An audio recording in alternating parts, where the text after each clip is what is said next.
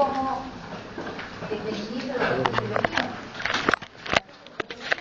El tratamiento farmacológico por la acción de cada grupo farmacológico. ¿Está correcto? Creo que es muy dinámico. Es el esquema en el que ustedes van a poder hacerlo útil al final. Porque quiero que después yo les voy a preguntar en la clase, al final, las preguntas y las respuestas de la utilidad de la clase de hoy. ¿Estamos de acuerdo? Entonces, para esto me tienen que escuchar, porque yo no utilizo papel, no me puedo distraer. ¿Está bien? ¿Pacto? Entonces, ustedes se dan cuenta que el sistema nervioso central tiene diferentes áreas anatómicas. Y cada área anatómica tiene una función determinada. Si yo tengo el lóbulo frontal, ¿qué actividad superior tengo? La memoria, la música y además mi capacidad de conductual. Entonces, es un área. Si yo tengo una característica en la zona temporal, ¿cuál es mi función?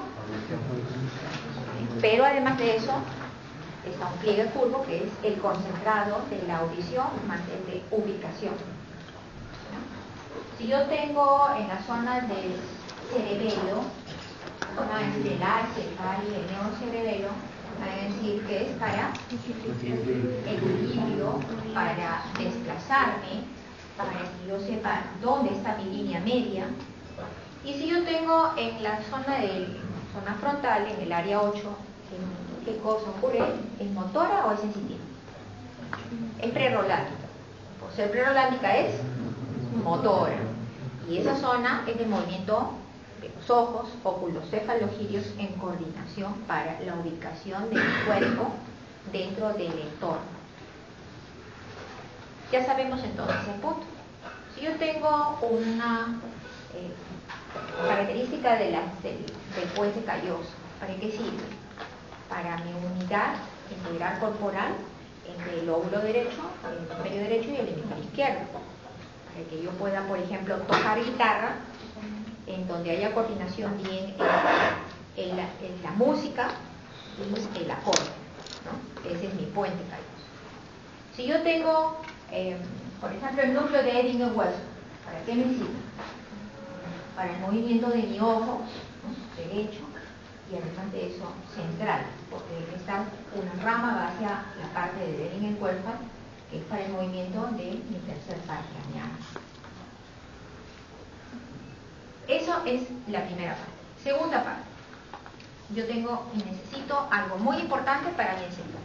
Primero, es mi concentración de oxígeno. Segundo, es mi concentración de calcio. Y tercero, mi concentración de glucosa. Los tres deben andar al unísono funcionando. Cuando yo tengo una alteración de calcio, las miofibrillas van a producir movimientos musculares. Si mi concentración de oxígeno se produce hipoxemia, quiere decir que hay hipoxia neuronal y en 5 minutos mis neuronas, ¿qué les pasó? Se murieron. Si yo tengo ferritina, también es un mediador especial para los pacientes pediátricos sin ferritina.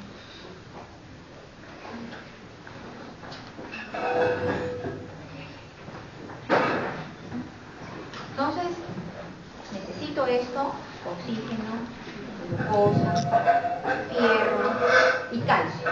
Las tres cosas para el movimiento de mis músculos, la integridad de mis neuronas, la especificidad de la coordinación, y magnesio también que produce neurodepresión. Esto es lo básico. Yo tengo una fisiopatología. Si en diferentes áreas del encéfalo que tiene hipoxia o no ha habido la transmisión neuronal específica,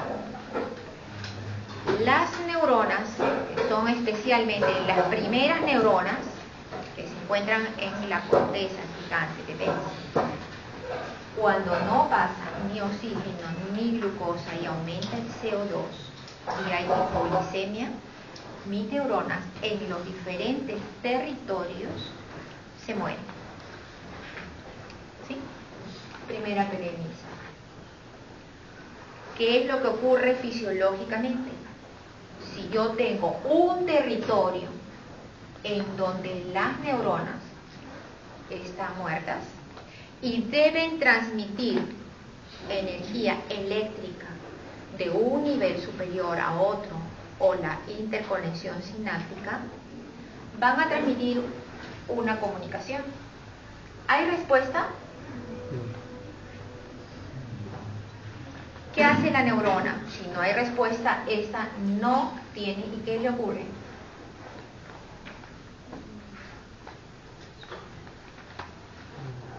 La zona adyacente al tejido que está muerto va a liberar mayor transmisión neurológica y no se evidencia respuesta. Yo tengo un estudio eléctrico. El estudio eléctrico está basado en qué electrolitos o iones para la transmisión eléctrica. Son sodio y potasio. Una transmisión eléctrica tiene una descarga de despolarización que llega a un máximo. Luego retorna a una meta en donde hay intercambio, donde hay almacenamiento e intercambio de sodio y potasio. Y luego viene la repolarización y una etapa de oxigenación. Repito. ¿Bien? ¿Me han comprendido? Yo transmito intercambio en mi bomba de sodio y potasio con despolarización iónica. La del sodio llegó a un máximo de respuesta, que es el máximo de despegue a través de la membrana. La etapa de la meseta con intercambio de potasio y luego viene la etapa de la repolarización. Y hay una etapa cero. En esa etapa cero es la etapa de oxigenación, porque aquí pasan los vasos sanguíneos y dan el oxígeno y llega a la neurona.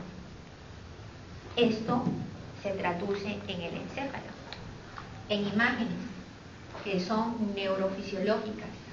Si yo tengo un estudio del encéfalo en el electroencefalograma, las ondas se conocen como ondas alfa, ondas beta y ondas beta, ¿cierto? Las zonas las cuales tienen aumento en su número y frecuencia es por transmisión eléctrica en una zona determinada en mi encéfalo. Por ejemplo, si esta es la zona auditiva y yo estoy escuchando acá, ¿cuál voy a tener? Ondas beta, muy cercanas. Cuando estoy en sueño, alejadas, porque no hay despolarización. Pero cuando existe este fenómeno en el cual el tejido está muerto o se ha cambiado por otro tejido, no va a transmitir la misma estimulación nerviosa.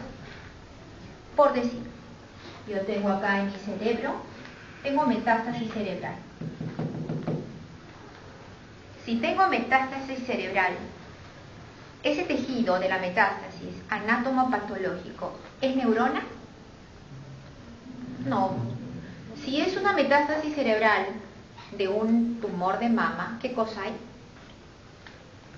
Tejido ductal, por ejemplo, carcinoma ductal papilífero. O sea, tengo tejido mamario que ha hecho metástasis en el encéfalo.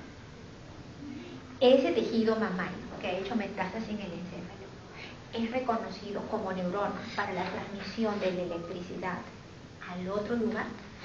No, porque supongamos que está en un tejido en la corteza gigante de Bell, ese tejido debería ser primera neurona y no hay, por lo tanto no pasa a segunda neurona. Bien, y al no pasar a segunda neurona, entonces ese tejido comienza a pasar mayor estímulo en la periferia. ¿Cómo se traduce? En mi estudio fisiológico comienza a producir descarga de polarizaciones que van a ser mayores, pero no van a formar el esquema ni la repolarización.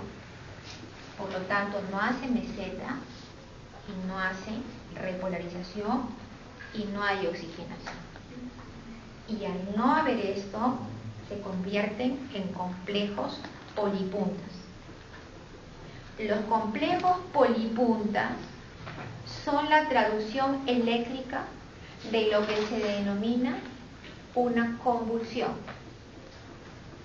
La convulsión entonces significa la transmisión irregular eléctrica que no corresponde a despolarizaciones normales en los tejidos neuronales preestablecidos. Esa transmisión, si está en una zona motora ubicada en el encéfalo, acá, ¿en qué traduciría un complejo polipunta? Un complejo polipunta sería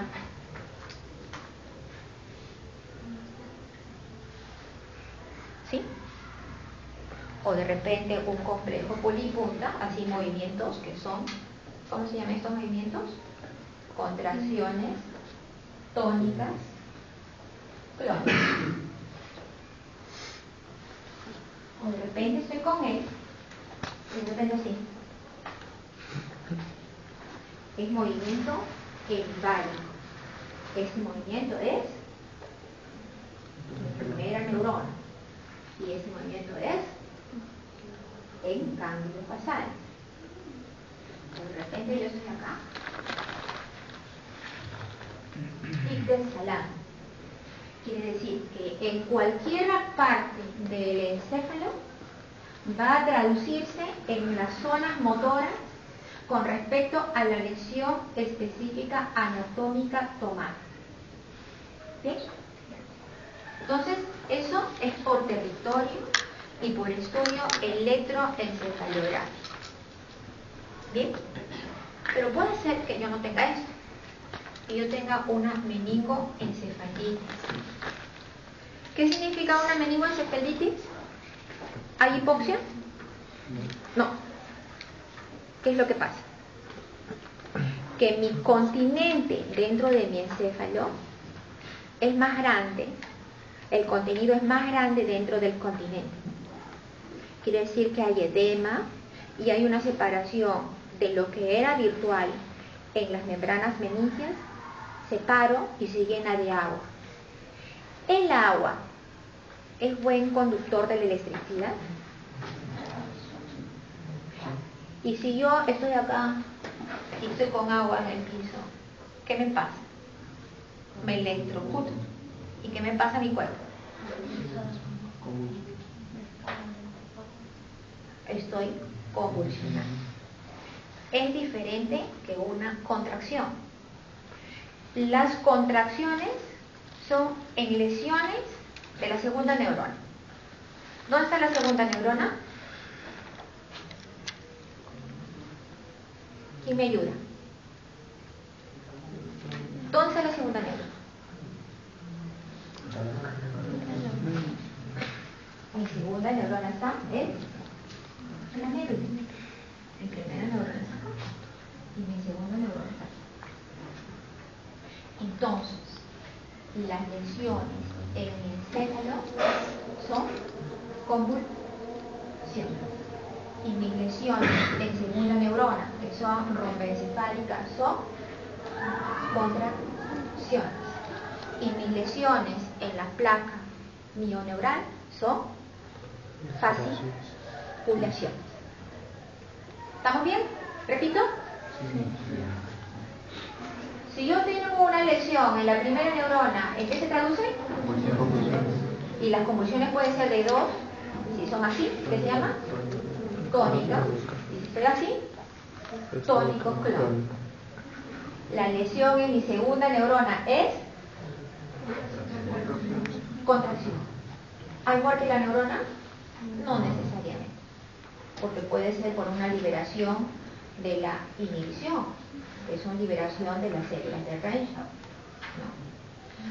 Y si yo tengo una lesión o una alteración en la placa motora, que son movimientos, ¿qué son? Articulaciones. Como el cara, el brazo recta. ¿Está bien? Entonces ya tengo la primera parte hasta aquí. Preguntas acá, que eso no he comenzado la clase. Ahorita no he comenzado la clase. Esto, lo que estamos hablando es la unificación de todo lo que ustedes tienen como bagaje, ¿no? Eso deben haber estudiado, ¿no?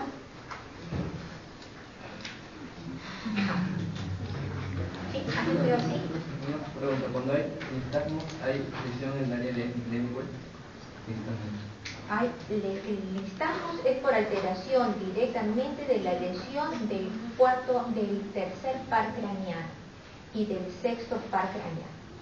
Y la lesión de Edinburgh-Westphal es una rama del tercer par craneano que hace un haz alrededor del núcleo rojo.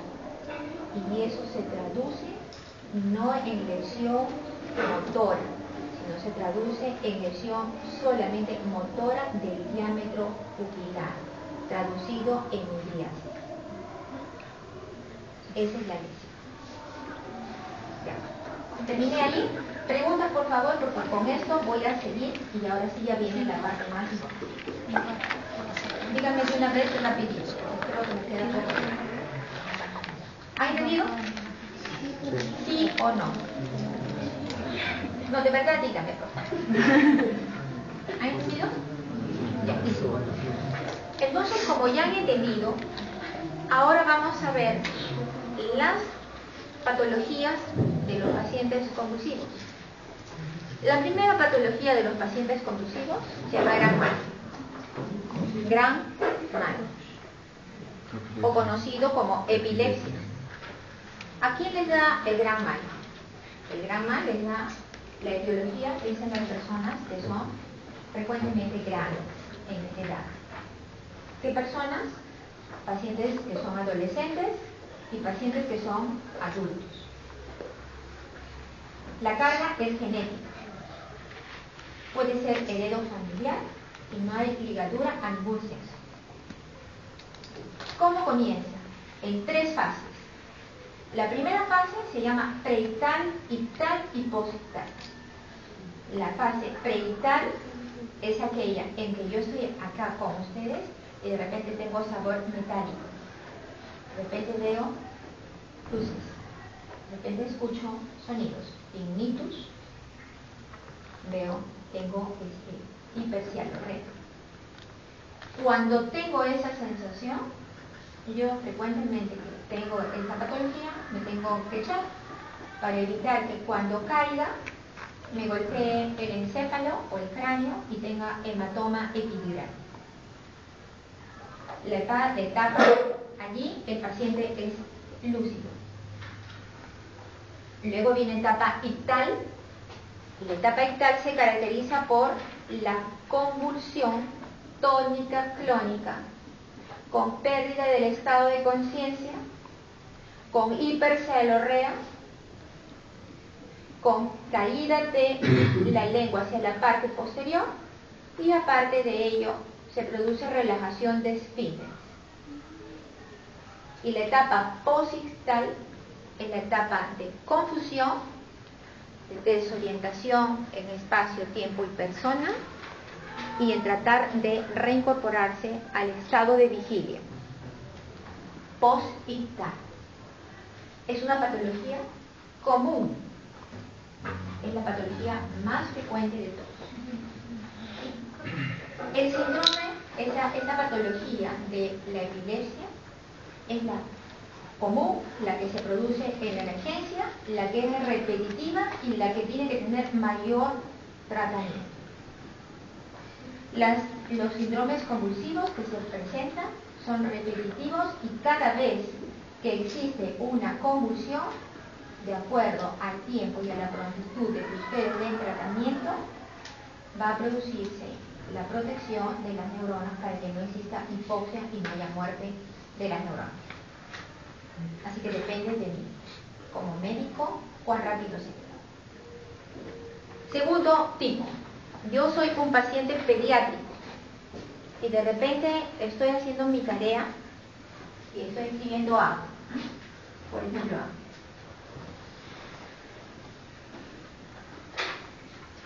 O estoy acá conversando y me quedo en ausencia.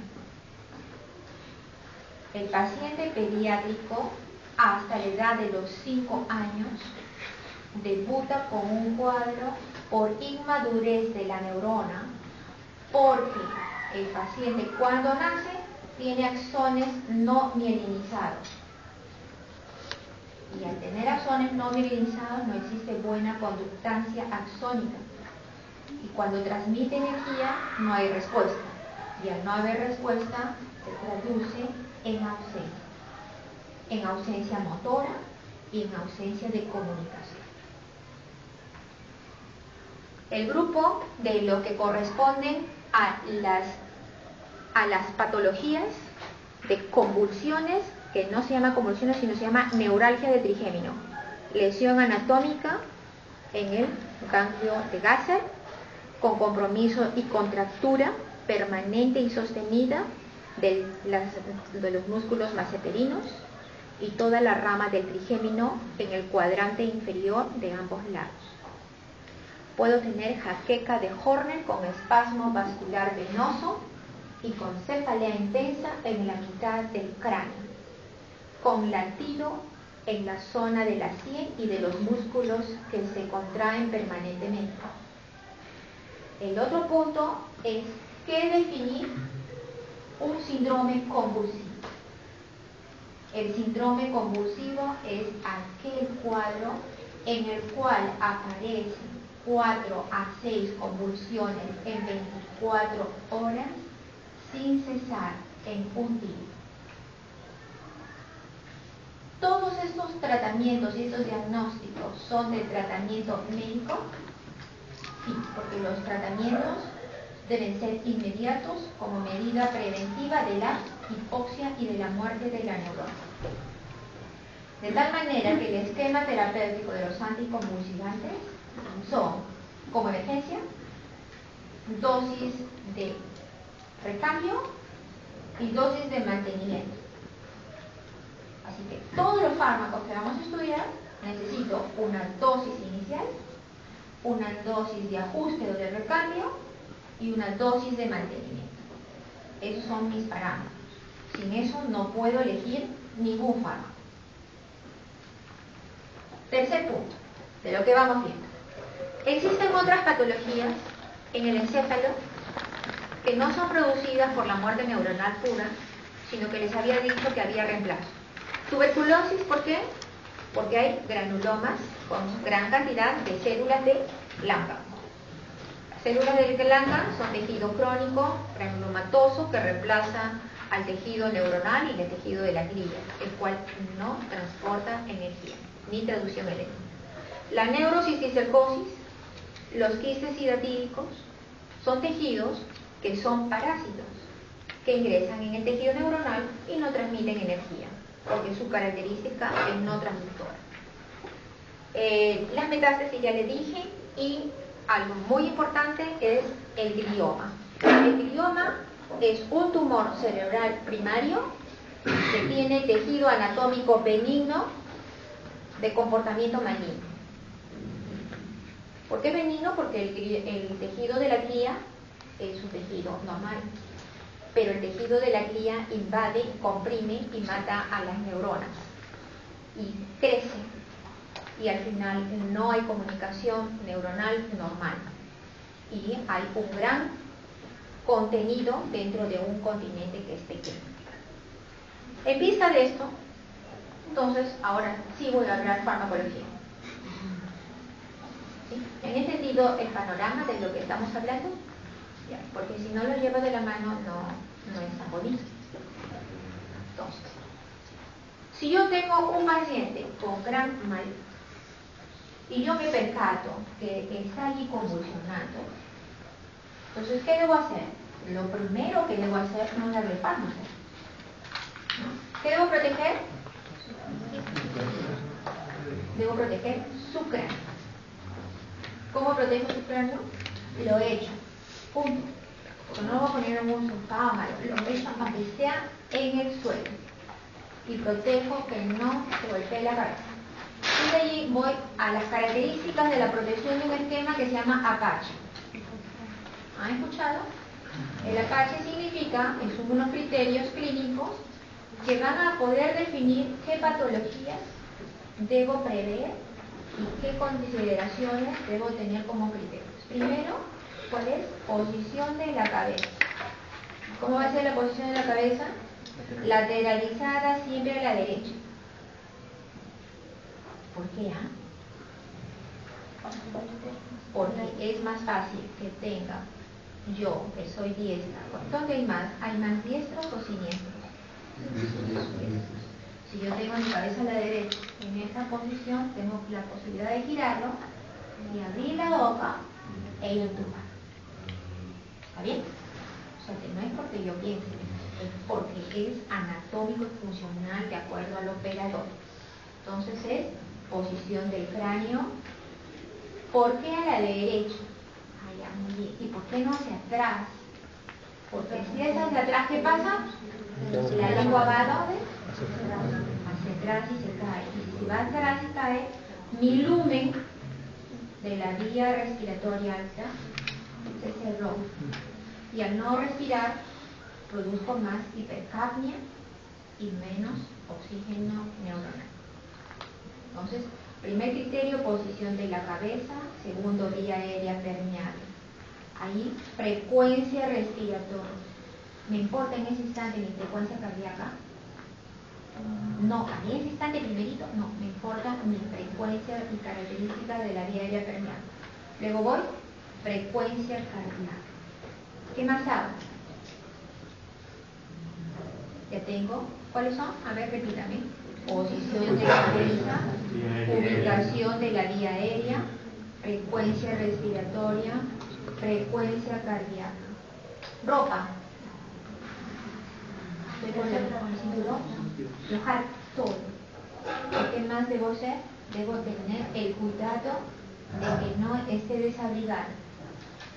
¿Por qué? Porque cuando yo estoy desabrigada, pierdo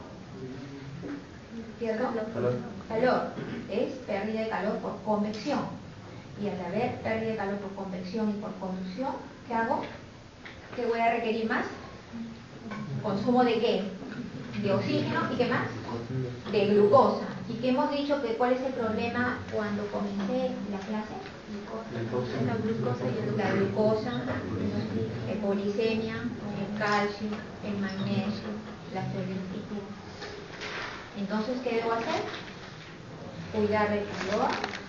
¿Y qué es lo que debo? ¿Y dónde más pierdo calor? ¿Dónde es otra forma de perder calor? Yo respiro con la boca abierta, que se desabrigada. ¿Y dónde más pierdo calor? Cuando micciono y cuando defeco. Se pierde calor en la orina cuando miccionamos. ¿Es fría o es tibia? Porque ustedes acá estudian medicina y el que estudia medicina es extremadamente observador. ¿Sí o sí? Bueno, pues que no. Entonces, deben ver de que la ropa, los pantalones, las blusas, eso esté cubierto y que no haya pérdida gran cantidad y voy a hacer mi balance hídrico. ¿Qué voy a controlar? Y entonces voy cabeza, vía respiratoria, vía cardíaca, ubicación del abdomen, ¿para qué? Para que haya buena ventilación en mi cuello y en los semidiafragmas. ¿Qué más? Calor y temperatura, ahí están las vitales. ¿Qué más? Eso ya hemos dicho que estamos en lo segundo. ¿Qué más? ¿Qué más falta? Importante. ¿Qué es todo convulsión? ¿Qué es convulsión? Patología neurológica. Entonces ahí viene otro parámetro que se llama Glasgow, que quiere decir estado de conciencia, movimientos, reflejos. Entonces ahí ya terminé lo que es el APACHE, que es el tratamiento agudo, para diagnosticar qué es lo que voy a hacer en la primera etapa. Y de ahí voy a ir mi compromiso neurológico. Mi compromiso neurológico va a decir si tiene coma, si está en precoma, si está lúcido. Entonces allí hay una escala con número 15. No les voy a explicar eso ahorita porque vamos a avanzar. Entonces ya tengo los parámetros y ya tengo a mi paciente. Entonces me importa saber si es un estado epiléptico, una neuralgia del trigémino o una convulsión febril. Mientras están hablándome, y me dice, ¿qué tiene, no? El doctor cuando pregunta le dice, ¿qué tiene usted? ¿Me puede explicar por qué lo trajo? No, dígame qué tiene. Y uno va a actuar. Entonces te tienen que estar controlando diciendo, ¿qué es esto? ¿Qué es el otro? ¿Qué es aquello? Entonces, si es un paciente con epilepsia, ¿qué debo hacer? Ya lo tengo allí perfecto, rapidísimo, en 1 o 2 minutos. ¿Puedo perder más? ¿Cuánto tiempo se varían las neuronas? 5. Y ya perdí 1 o 2. Ya perdí 1 o 2, ¿no? Mientras lo escuché, mientras lo tiré, mientras lo desabotoné, le aflojé la correa, vi que todo esté bien, neurológicamente examiné, miré el fondo, el diámetro pupilar, vi si estaba bien, si tenía signo benigno. Rapidísimo. ¿Qué más debo hacer? Vía aérea, permeable y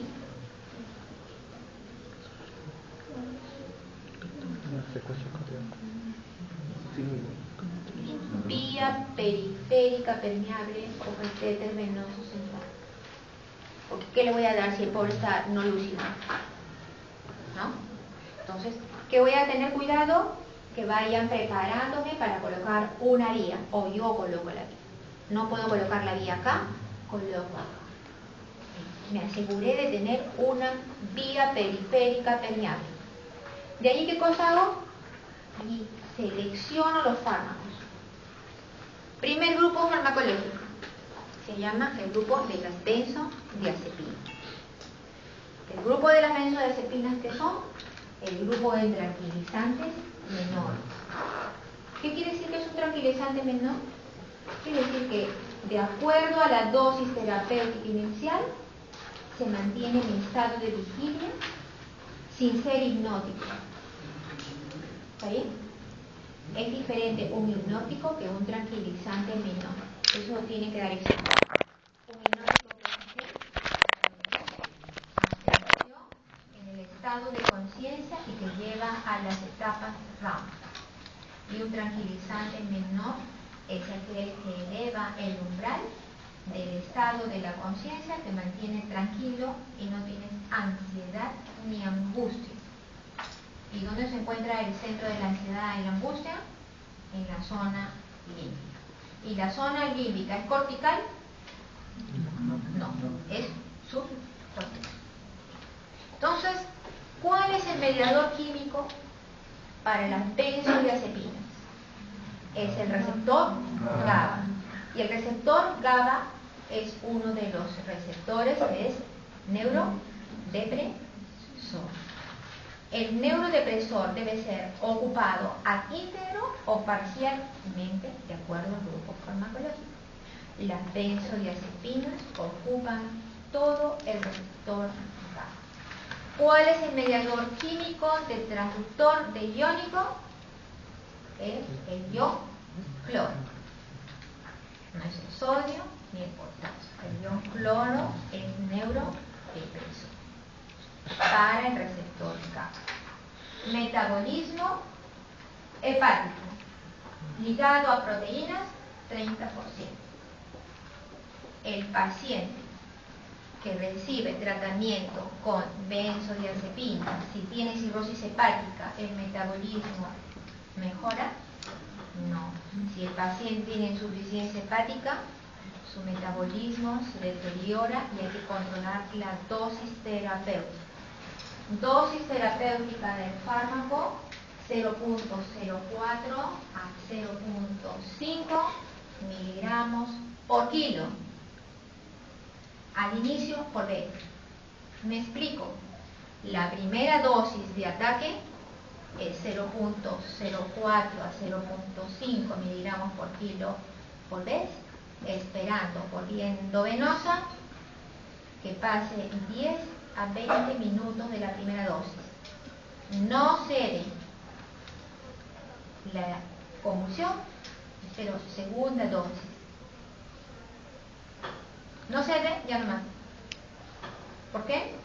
Porque el fármaco sigue los parámetros específicos de la parálisis descendente de Jackson. ¿Cuáles son? Depresión córtico-subcortical. Y va hacia el romboencéfalo. ¿Y qué se saltea?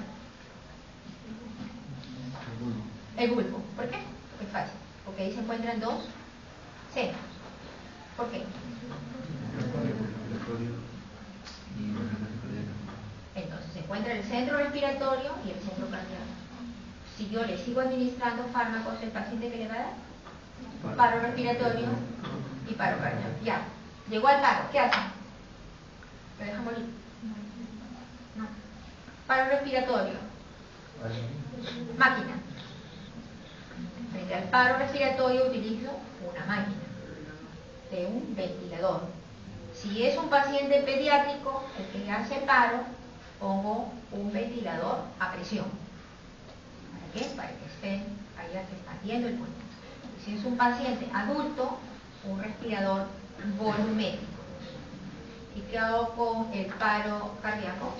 Utilizo mis maniobras de resucitación, que son de la ESI. Listo. Entonces, ¿cuántas dosis será? 2. ¿Vía de administración? ¿En cuánto tiempo? Ya, supongamos, yo cargo acá mi jeringa de diazepam y la voy a administrar y le digo, me salió 20 miligramos. ¿Se lo administro todo? No, lo administro lento.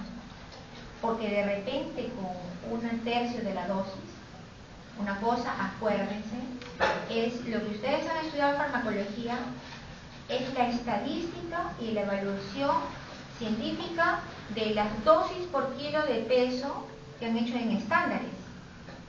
Pero de repente yo soy hipersensible y de repente yo nunca he tomado benzodiazepinas y soy virgen frente a benzodiazepinas y de repente con un poquito de benzodiazepinas se den convulsión.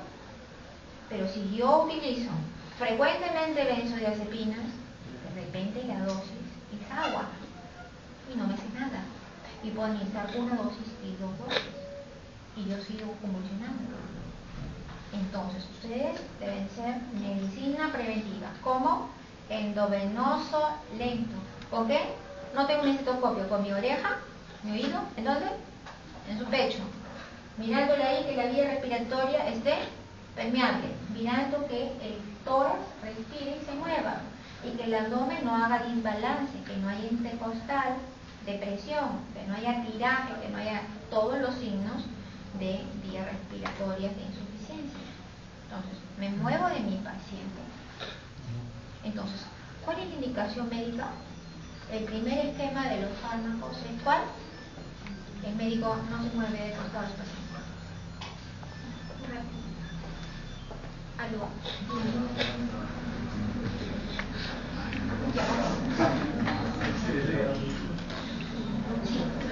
¿Saben que no he conseguido ventilador para el paciente?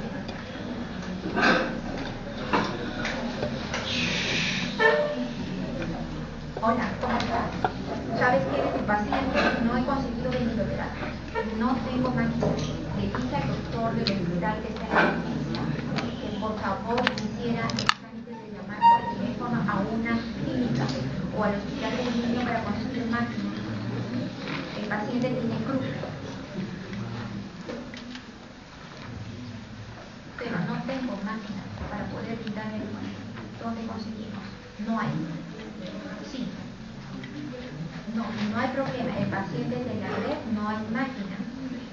Me ha dicho que en el grado no tiene máquina para poder administrar. Solamente lo único que le dije es por el convenio marco que pasa al hospital del niño. El doctor me dijo que iba a llamar por teléfono. Y mira, no lo puedo solo. Sí, hay un solo paciente, escúchame, hay una sola máquina, pero está en el hospital de Moto Bernales, en la sala de neonatología. No puedo meter a un paciente de un paciente lactante en una sala de neo en feto contagioso. Eso es en lo que está mal. Sí, yo ya lo noté y le dije que mande un correo también al administrador de la red para que le pueda dar el visto bueno para una clínica contratada. Ya hablé. Ok, un abrazo. Chao. Ok. Y su paciente. ¿No? Vuelvo a retomar. Entonces, el primer esquema terapéutico y de responsabilidad colectiva. ¿Qué? A ver, repíteme bien, porque lo importante es eso. Que el médico no se mueva del costado de su paciente. ¿Cuántos? 1440 minutos. ¿Cuántos minutos tiene el día? 1440 minutos.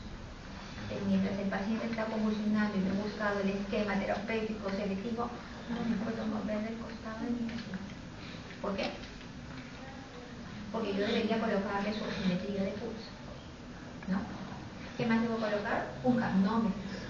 Eso debo colocar. Eso es lo científico. Debo controlar la temperatura. ¿Qué más debo colocar? Debo tomar la glucosa. Debo tomar la hemoglobina. Porque sé el diagnóstico ahorita del paciente. Yo les he dicho que en 2 minutos tenían que haber escuchado, pero ¿sabía el diagnóstico? ¿Ustedes ahora saben el diagnóstico? No. Entonces, lo principal es todo lo que les he enseñado el Apache, todo el Silverman y todo el Glamour.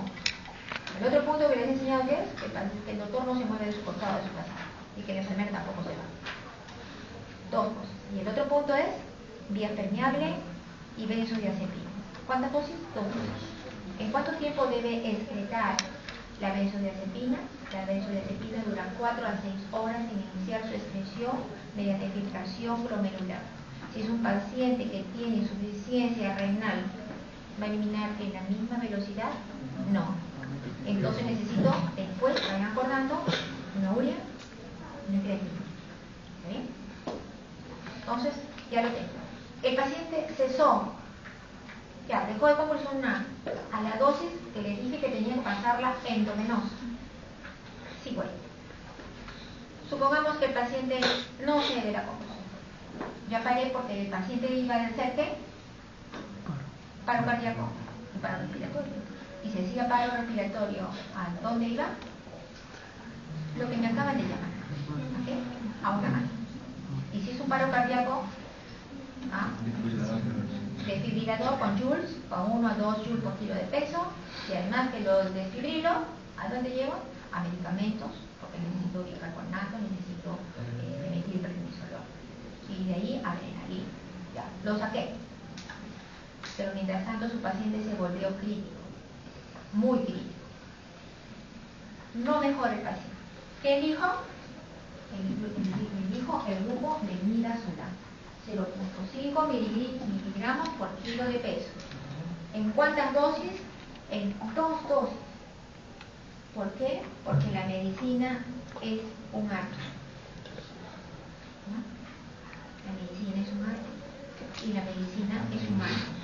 Y la medicina es científica y la medicina tiene cuidado. Por lo tanto, el médico tiene que ir graduando la dosis terapéutica efectiva. Porque ustedes han estudiado dosis efectiva, dosis letal, ¿no? En sus clases de teoría, de las primeras clases, han estudiado dosis efectiva, dosis letal. Entonces yo tengo que buscar mi fármaco de elección. Entonces ya le digo el midazolam. El paciente mejora. Y paso a que lo pongo en cuidados intensivos esperando a que se despierte. No está en cuidados intensivos, lo pongo en cuidados intermedios y lo pongo en cuidados generales. Pero lo tengo que estar mirando. El tratamiento es intrahospitalario. O la posta, ¿sí? ¿Qué debo tener cerca? Amor. ¿No? Debo tener un amor. ¿Por qué? Porque si no tengo máquina, ¿qué voy? Intubarlo y con mi mano, y tú, todo el mundo rotamos a darle la ventilación. El grupo farmacológico.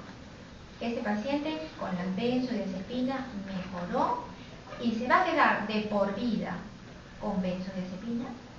No. ¿Por qué? Farmacodependencia. ¿Está bien?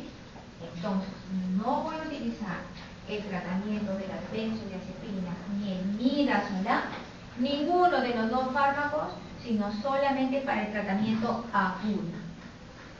Y posteriormente elegiré el otro fármaco de mantenimiento. ¿Cuáles son los fármacos de mantenimiento para un paciente con estado epiléptico? Se dividen en dos: el paciente que responde al esquema terapéutico y aquel paciente que es refractario al tratamiento. Ese es mi algoritmo. ¿Qué efecto va a hacer el fármaco de elección para el que recién va a recibir? Puedo elegir el grupo de mantenimiento de las difenilhidantoínas. Utilizo el grupo de ácido valproico y el grupo de los tiobalitúricos. 3 grupos farmacológicos. Entonces, voy benzodiazepina. ¿Qué me toca el grupo? Les he dicho tiobarbitúricos. ¿Qué más? El grupo de las difenilhidantoínas. Y el otro grupo, ¿qué les he dicho?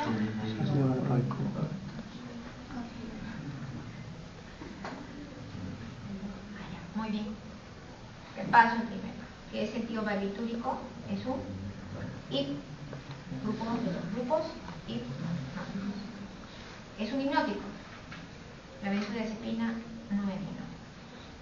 ¿Conviene tener el tratamiento de mantenimiento un hipnótico? No. Porque si yo voy a tener que ir a estudiar, voy a tener que venir a enseñar, voy a tener que cocinar, voy a tener que trabajar en el hospital, soy una persona con mi vigilia ad íntegro, ¿voy a poder manejar mi automóvil? No. ¿Me conviene? Entonces, no me conviene.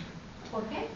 Porque el paciente va a tener que estar en su medio o en su vida de relación. ¿Por qué? Porque tiene que hacer su vida cotidiana. Sin embargo, es excelente.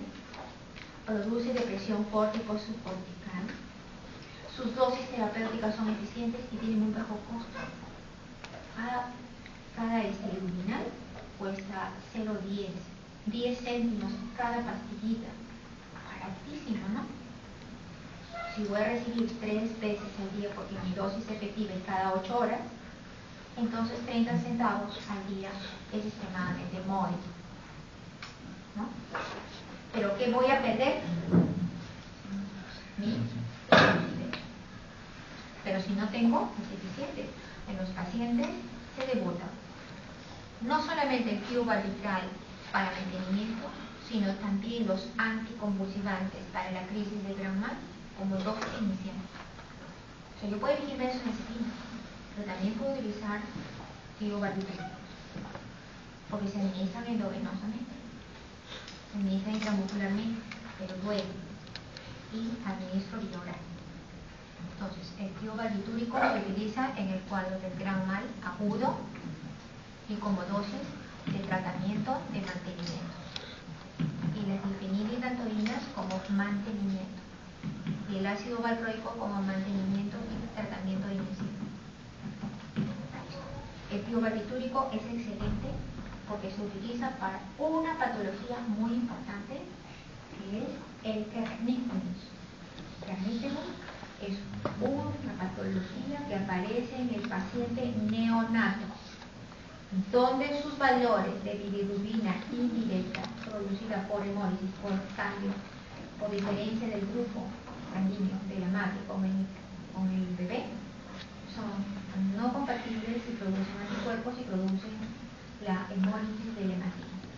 De tal manera que este grupo farmacológico se encarga de capturar, de desdoblar la bilirrubina indirecta y de eliminarla en el circuito enteropático. Se elimina la deposición de color intensamente amarillo. Cuando una persona tiene kernicterus, significa la impregnación de la bilirrubina indirecta en los ganglios basales. Y ustedes imagínense a un niño con convulsiones por el kernicterus, impregnado de bilirrubina por largo tiempo, ¿cómo queda el cerebro? Parálisis cerebral infantil. ¿Cómo es? moverse, ruido, contracción o hipertonía. ¿Cómo está el cerebro? Seco. Entonces, pueden administrar en pacientes que tienen hiperbilirubinemia de recién nacido, ¿qué fármaco? 2 barbitúricos, el tío fetal, tío barbitúrico, fenobarbital. El fenobarbital va unido a la proteína albúmina 50%. Por lo tanto, necesito indemnidad de mi hígado, ¿no? Atraviesa la barrera hematoencefálica. Y además de eso, el periodo de vida media es cada 8 horas. Dosis de tratamiento inicial son 15 miligramos al escuadro 1 en vía endovenosa. Tratamiento de mantenimiento de interfase 7.5 miligramos por kilo. Tratamiento de mantenimiento de por vida 3 a 5 miligramos por kilo. El paciente con difenilbilanturina. Los fármacos de las difenilbilanturinas son grupo farmacológico que es específicamente de mantenimiento del paciente para evitar que haya episodios de convulsión. Eso es eficiente, es extremadamente cómodo y tiene trastornos específicos en una fórmula, en la fórmula leucocitaria, donde produce agranulocitopenia. Y además de eso, en el examen clínico produce hiperplasias gingivales con movilización de las piezas dentarias y con sangrado en las encías. Entonces, si yo tengo esos trastornos de agranulocitosis, ¿qué es lo que va a producir? Mi defensa. Entonces, ¿cuál es mi parámetro de control? Hemodinámico. Estudio odontológico. Si es pequeño, para que no se caigan las piezas dentarias que ya no vuelven a crecer porque sus dientes son caducos hasta cuando tengan 5 a 7. Entonces, yo tengo que tener cuidado y permanentemente estar junto al paciente. Pero existe acá en el esquema otro grupo farmacológico que se llama el grupo del ácido valproico. El ácido valproico se caracteriza porque en los receptores de la periferia de la membrana de la neurona existe un tipo de recepción que es alfa con beta y gamma, y esos son como moduladores. El mediador químico es de depresión, ¿cuál es? Cloro. Ese cloro se potencializa y no transmite transmisión neurológica de la zona periférica o adyacente a la zona de la foco epileptógeno y no transmite comunicación neuronal. Por lo tanto, ¿qué es lo que le pasa? No hay convulsión. El tratamiento es cómodo, 50 céntimos por pastilla. Está bien, ¿no? Uso 50 por kilo. Y en algunos, solamente uso. Y en niños, solo 50. Está cómodo, ¿no? 50 soles por 30 días, 50 centavos por 30 días, es móvil, ¿no? Porque uno también tiene que saber a dónde y qué medicamentos le van a dar y cuánto cuesta para que pueda tener toda la vida asegurado o durante todo el tiempo. Yo tengo este grupo que son las benzodiazepinas, pero les hablé de otra cosa importante, es que cuando no funciona ningún fármaco, entonces aparece que el paciente frecuentemente tiene muchos episodios de convulsiones. Y yo le doy todos los medicamentos y voy rotando. ¿Por qué? Porque puedo rotar de benzodiazepinas, tiobarbital, difenilbilantoínas y ácido valproico. Puedo tener el mejor de estos, se llama ácido valproico. Si yo tengo que elegir el primerito para mantenimiento, va a ser ácido valproico. Si me resulta como ácido valproico, entonces es excelente. Pero hay pacientes que no responden al tratamiento. ¿Y en qué se convierte el paciente? El paciente se convierte en un epiléptico o una convulsión refractaria al tratamiento. Entonces, las convulsiones refractarias al tratamiento quiere decir que frecuentemente no va esto, ¿no? No va esto, no va esto, no va esto, no va esto. ¿Lo voy a necesitar? ¿Lo voy a hacer frío? Me queda otra gama de fármacos. Entonces, los únicos fármacos que son para las epilepsias refractarias son aquellos que son potencializadores del receptor GABA. Entonces, pero ya saben que les había dicho una premisa: benzodiazepina, ¿sea tratamiento de mantenimiento? No. ¿Este tiene receptor GABA? Sí. Entonces, ¿puedo utilizarlo? Entonces, son los potencializadores GABA. ¿Cuáles son los potencializadores GABA? Lamotrigina. Lamotrigina. Y gabapentina. Costo: 4 soles por pastilla. ¿Caro? 4 soles, 4 por 3, 2. ¿Cuánta plata frecuentemente tiene la población para poder tener su diario? 12 soles es bastante, ¿no? ¿O no? 12 por 30 son 300. ¿Cuánto es el sueldo mínimo vital? 750 soles. Quiere decir que tiene la mitad de su sueldo mínimo vital para poder destinarlo. ¿Alcanza? No. Entonces, ¿qué debo monitorear? Bien a mi paciente.